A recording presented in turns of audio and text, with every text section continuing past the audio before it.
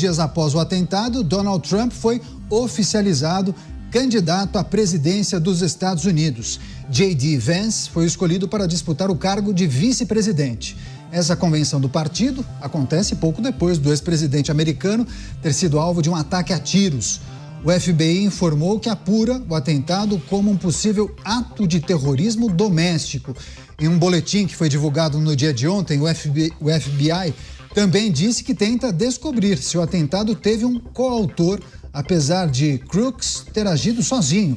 O autor do ataque, Thomas Crooks, tinha 20 anos e foi morto após os disparos. De acordo com pessoas que o conheciam, ele não demonstrava gosto por política e sofria bullying. Vamos girar com os nossos comentaristas. Luiz Felipe Dávila, aqui no estúdio em São Paulo. Iremos demandar muito o Dávila para analisar os muitos aspectos das notícias conectadas a Donald Trump. Dávila, seja muito bem-vindo.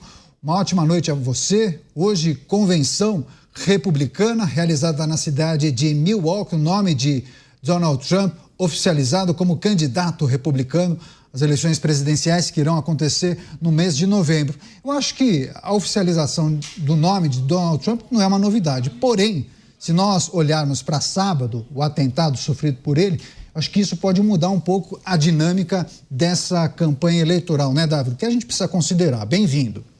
Boa noite, Caniato, boa noite, Alangani, boa noite, Palumba, e boa noite à nossa audiência. Bom, é a grande festa do Partido Republicano na cidade de Milwaukee, no estado de Wisconsin. E uma grande festa porque Trump sobreviveu a uma tentativa de assassinato e sai mais forte do que nunca. Isso eletriza, e o partido está eletrizado com essa história de Donald Trump. Então hoje é sim um dia de grande festa para o Partido Republicano. Essa festa é embalada também por uma convenção que é quase unânime. Você repara, as pessoas estão todas sorrindo, celebrando, assim, não só porque Trump sobreviveu à tentativa de assassinato, mas porque o partido sai muito embalado nessa campanha. E agora aí nós estamos vendo aqui as imagens pela TV do J.D. Vance, que, né, uma das pessoas importantes aí que foi escolhida como vice-presidente. E Vance tem coisas interessantes, viu, Caniato? Ele é um jovem senador de Ohio, tem 39 anos. Então, o primeiro ponto que chama atenção é: Trump escolhe um jovem. E isso até pode ser um reflexo a este aspecto senil do Joe Biden, então dando uma energia nova ao partido. Segundo, ele é um senador de Ohio, que pertence a esse mid-state dos Estados Unidos, esse meião dos Estados Unidos, que muitas vezes é o que a gente chama de swing vote, é aquele voto que muda de direção de uma eleição e a outra, né? Então, é um jovem senador que traz a juventude para essa chapa, que eu acho que vai ser um tema muito importante, né, nessa discussão, quando você tem duas pessoas mais idosas disputando a eleição. Você tem um senador desse Midwest que traz justamente essa região das indústrias, o que ele chama cinturão da ferrugem, né? Das indústrias mais conservadoras, antigas, como a indústria automobilística, etc., que é um voto que muda muito. Então, eles trazem um senador desta região justamente para capturar este eleitor que pode migrar para os republicanos, né? Terceiro, essa história da classe trabalhista. Vance escreveu um livro que se tornou best-seller, até filme, e foi uma das coisas que o consagrou, justamente descrevendo essa angústia da classe trabalhadora, essa classe trabalhadora do que ele chama de blue collar, o sujeito que usa aquele macacão azul, que trabalha na indústria, que põe a mão na massa e tal. Então, muito ligado com essa base fundamental para o Partido Republicano e que muitas vezes votou nos democratas e está migrando. Então, isso ajuda a consolidar os votos de Trump numa área muito sensível para ele, que é o Midwest, né? Que são esses estados que podem decidir o rumo da eleição americana. O outro aspecto a ser ressaltado é que o senador Vance é muito duro com a questão do aborto, algo que o Donald Trump tenta evitar. E ele é categórico, ele é pró-vida, ou seja, ele é anti-aborto. Qualquer flexibilização no aborto ele combate veementemente, enquanto Trump deixou esse assunto mais para ser discutido pelos governos estaduais. Então isso também mostra que essa pauta de costumes acaba entrando nessa, vamos dizer, chapa presidencial muito mais pelo lado do vice-presidente, que vai ser o guardião dessas questões mais de costumes, enquanto Donald Trump vai debater questões de defesa, economia e etc. Então, assim, é uma escolha boa e surpreendente. Por que surpreendente, Caniato? Porque Vance, no passado, foi um eterno opositor de Trump, combateu o Trump de maneira muito dura. Aliás, umas vezes chamou de idiota. Então, e nesse tempo, nesses últimos anos, Vance vem migrando para esse apoio de Trump e hoje é um defensor ferrenho do presidente. Então, isso também mostra a capacidade de Trump trazer antigos adversários para a aliança numa chapa coesa da sua chapa presidencial. Então, é uma escolha muito positiva, fortalece o Partido Republicano, une as alas, traz a juventude e traz principalmente uma pessoa que é líder nesses estados, como eu disse, são os estados voláteis, os swing states que podem decidir a eleição norte-americana. Pois é, depois de um fim de semana onde todas as atenções estavam voltadas para o atentado sofrido por Donald Trump durante um comício na Pensilvânia, agora estamos acompanhando minuto a minuto os desdobramentos dessa convenção republicana em Milwaukee, que oficializou há pouco o nome de Donald Trump para disputar as eleições presidenciais no mês de novembro. É isso que estampa todos os portais de notícias nos Estados Unidos. Além disso, a indicação, o anúncio de J.D. Vance, ele que é senador por Ohio, um jovem político, 39 anos, será o vice nessa chapa com Donald Trump. Também com a gente o Alan Gani, aqui no estúdio, fazendo a dobradinha, programa 3 em 1, também os pingos nos is. Gani, seja bem-vindo, uma ótima noite a você. Claro que a escolha e a ratificação do nome de Donald Trump não é uma surpresa. Agora, isso acontecer 2 dias depois de uma tentativa de assassinato, certamente pode e deve mexer com a dinâmica da campanha eleitoral dos Estados Unidos. O que a gente precisa considerar nesse giro inicial de análises? Bem-vindo. Boa noite, Caniato. Boa noite aos colegas, ao Dávila aqui, saudades de você, meu caro, e a toda a audiência aí qualificada do Pingos. O Donald Trump, ele já vinha como favorito antes mesmo do debate. Os Estados Unidos vive hoje uma crise imigratória que tem desagradado principalmente aquele eleitor que não é muito ideológico. Há um problema inflacionário, apesar de uma taxa de desemprego muito baixa, mas a inflação incomoda a população, houve um aumento do custo de vida e também uma piora da qualidade de vida, principalmente em estados governados pelos democratas, como Califórnia e como Nova York. Então, Trump já vinha nessa crescente. Depois do debate, ficou muito mais evidente o favoritismo de Donald Trump, principalmente pelas condições de saúde mental de Biden. Então, ali já colocavam Trump como favorito e com agravante. O Partido Democrata, Caniato, não tem banco de reserva. A Michelle Obama talvez seria um nome mais competitivo, mas ela mesmo não quer, não se sabe se ela não quer, o Obama que não permite, algo do tipo, mas não tem nome.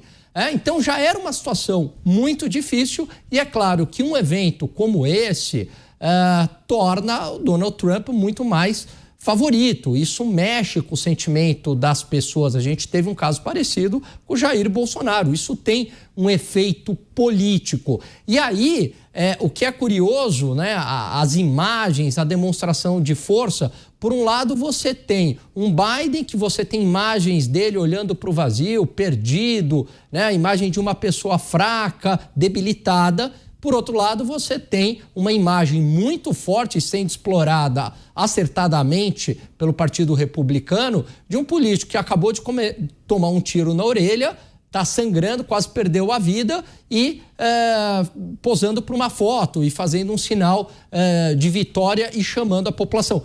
Isso é muito forte, e é por isso que hoje, dado toda essa circunstância, é difícil a gente cravar 100%, é claro, mas hoje ele se torna o favorito, e com vice também, que é importante num swing state, né, num estado que é importante também para mudar os votos ali e ele sair vencedor. Esse é um bom ponto. Eu vou trazer, inclusive, esse questionamento para o Dávila já, porque muitos entendiam. Bom, antes de sábado, Donald Trump já era favorito. Agora, depois de sábado, muitos entendem que ele é o candidato imbatível.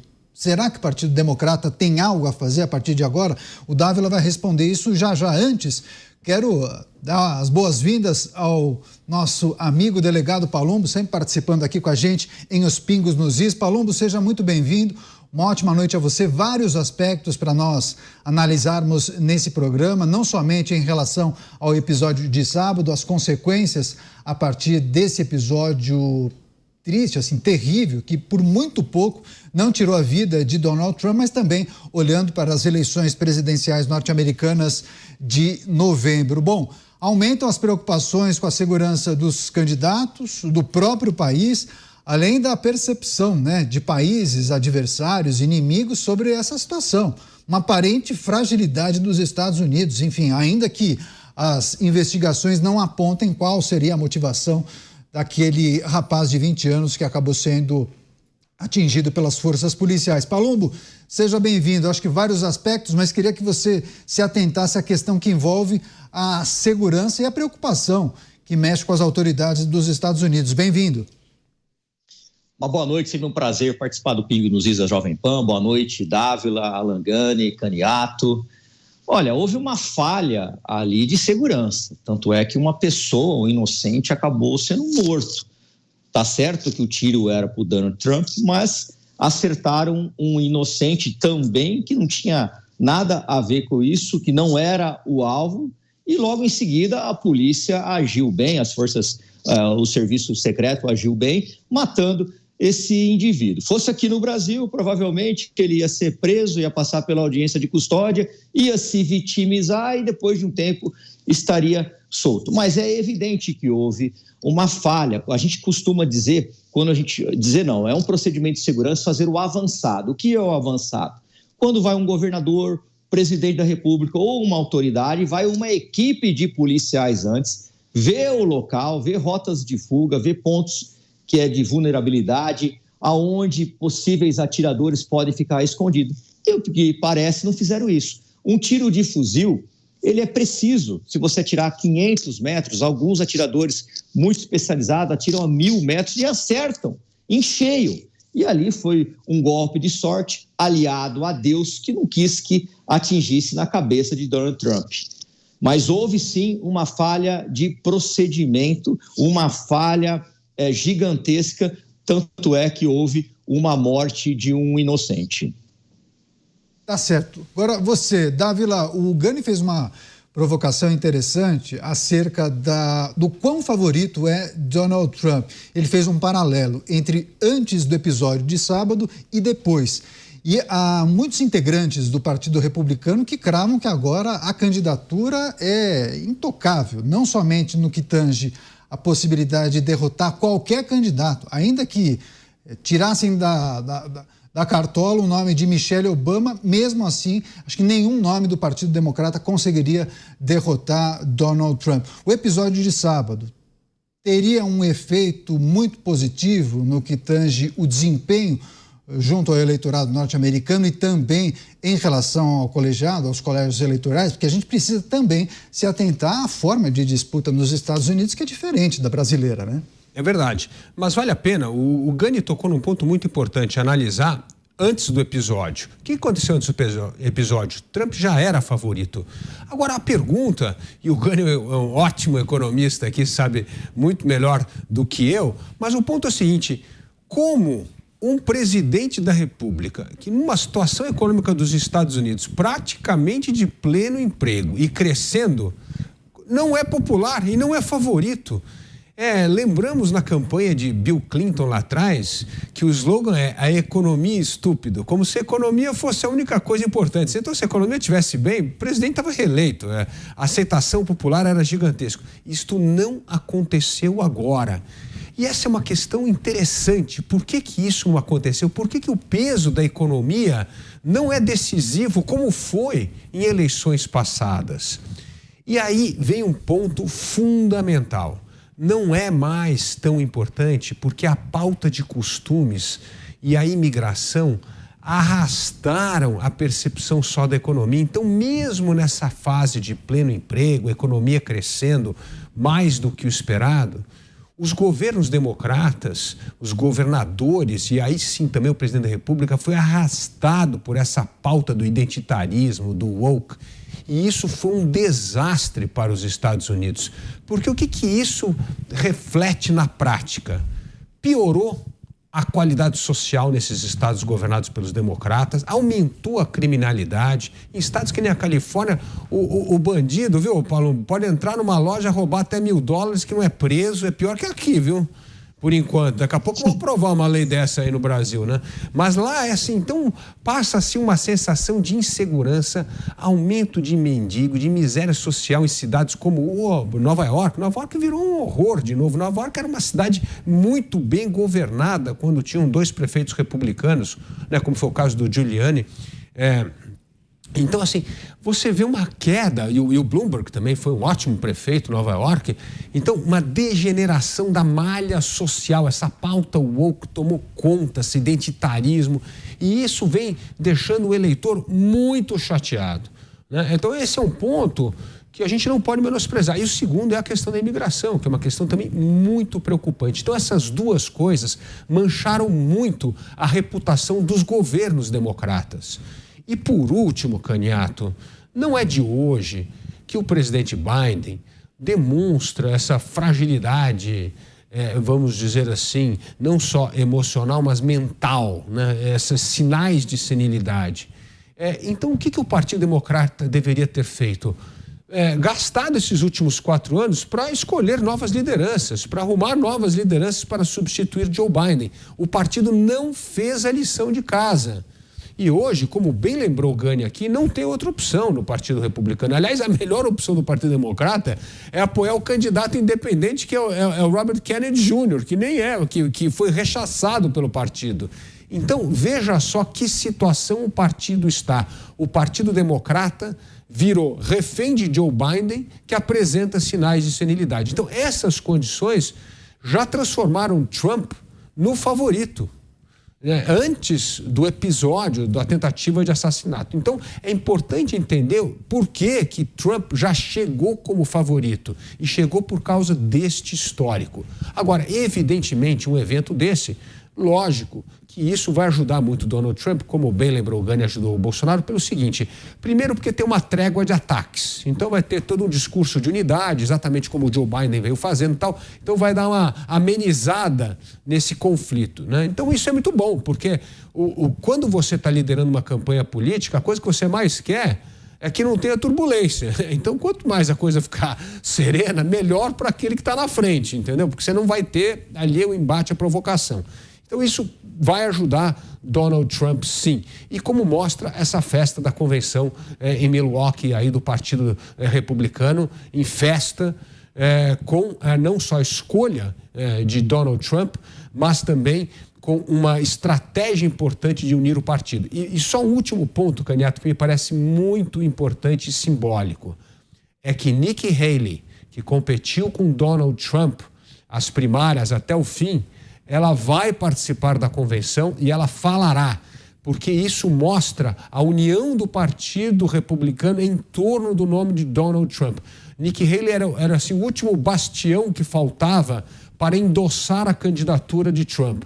Ela já endossou e vai participar da convenção. Ou seja, o partido vai estar unido, o Partido Republicano, enquanto o Partido Democrata está dividido em busca de um candidato ou de manter Joe Biden na chapa presidencial. Pois é, um ponto bem importante destacado pelo Dávila, ela que também se destacou e, inclusive, registrou bons índices em alguns estados, mas não conseguiu derrotar Donald Trump, agora manifestando apoio ao Partido do Republicano unido em torno do nome de Donald Trump. Depois de sábado, então, né, Alan Gani. Agora, Gani, só enquanto a gente trata das questões que envolvem a candidatura de Donald Trump, as projeções para a campanha eleitoral, a gente segue com as imagens ao vivo dessa convenção do Partido Republicano em Milwaukee, no estado de Wisconsin. Inclusive, essa convenção não acontece somente hoje, vai até quinta-feira. Naturalmente, as lideranças irão se pronunciar. A gente acompanha, inclusive,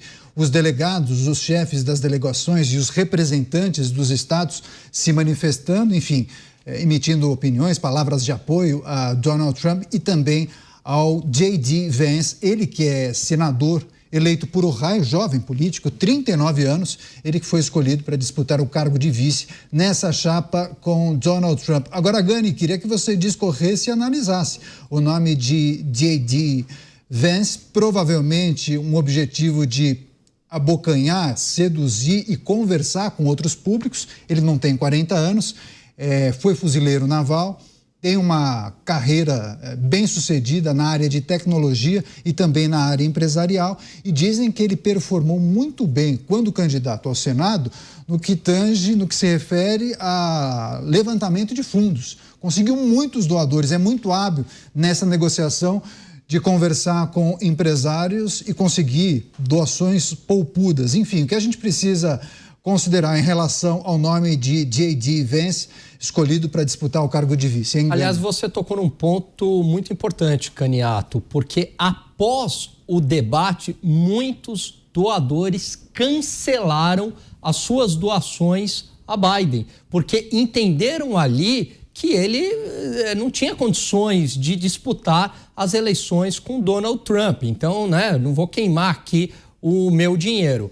E aí, o Trump recebe mais este reforço porque ele é muito bem sucedido na área de tecnologia e de finanças e mais financiamento para a sua campanha, mais dinheiro para a sua campanha. A gente sabe que isso no mundo inteiro tem um peso, essencialmente também nos Estados Unidos. Perante a sociedade, ele tem uma imagem que traz valores que o americano gosta bastante, né? Que vão ao encontro dos valores norte-americanos. Então, ele foi fuzileiro naval, isso é muito valorizado nos Estados Unidos, né? Essa passagem pelo exército, ali na elite do exército norte-americano. Ele tem a imagem de uma pessoa jovem, empreendedora e que veio também ali da classe operária, que o Dávila trouxe aqui, da classe trabalhadora. Então ele também simboliza o americano médio, que muitas vezes nas brigas ideológicas, esse americano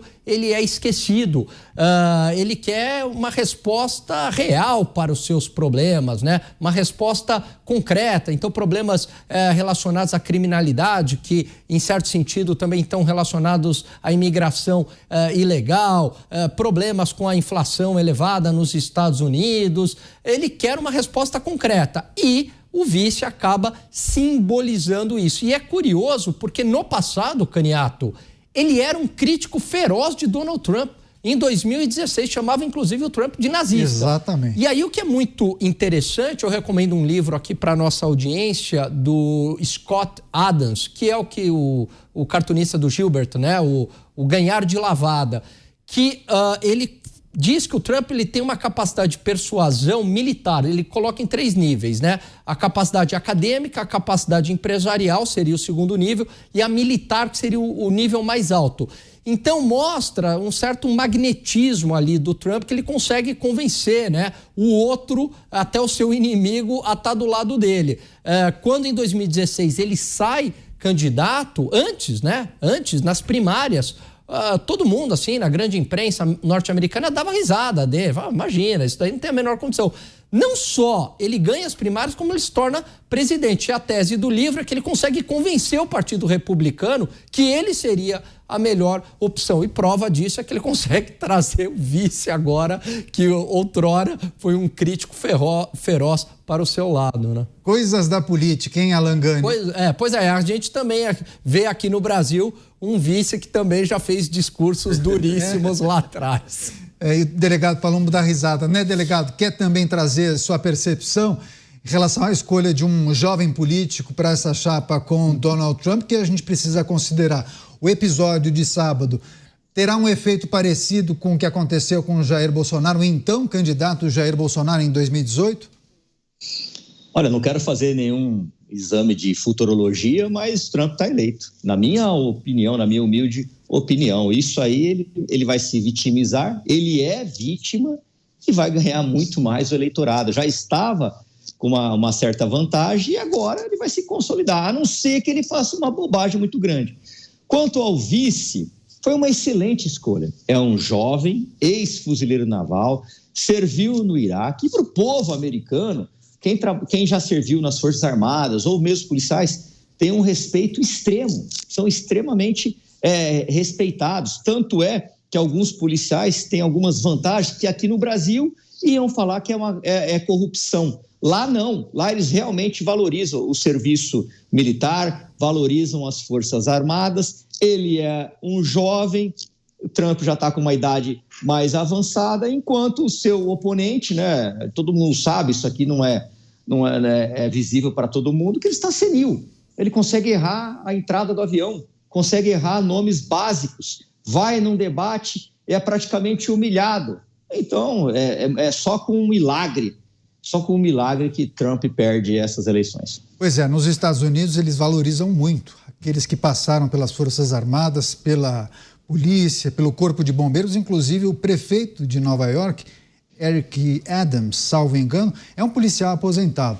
Então, ou seja, algo que a gente vê no Brasil, especialmente nas casas legislativas, muitos vereadores, deputados e senadores oriundos das Forças Armadas ou das Forças Policiais, isso também acontece nos Estados Unidos, onde há muito respeito por policiais aposentados e também pessoas que passaram pelas Forças Armadas.